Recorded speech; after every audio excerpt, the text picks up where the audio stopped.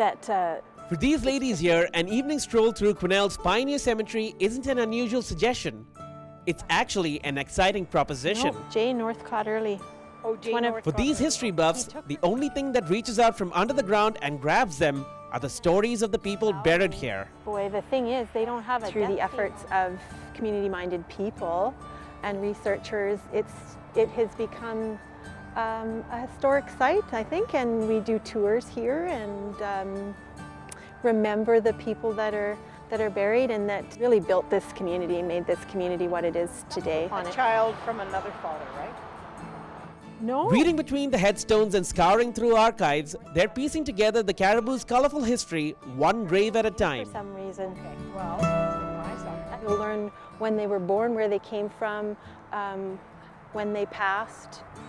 For instance, if you take the oldest stone in the gravestone in the cemetery is Thomas Brown. He came to Quesnel. He operated the Occidental Hotel on Front Street, which is still operating today. For researchers like Brandy, the headstone is where the history begins. From this tree with its branches cut off, they can speculate that there's a chance that there's more than 2 people buried in here, even though the words on this headstone indicate otherwise. From this wagon wheel, they can confirm this former mayor's love for the caribou. With the cemetery being over 100 years old, there are many markers that didn't stand the test of time.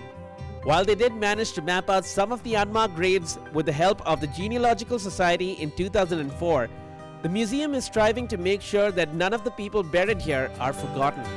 There's so many stories in here, not just of the people who are obvious political figures or business figures, but there are some really interesting general interest stories of just people who came here. Yes, this place is a treasure trove of stories about the special kind of people who it took to build the place we call home today.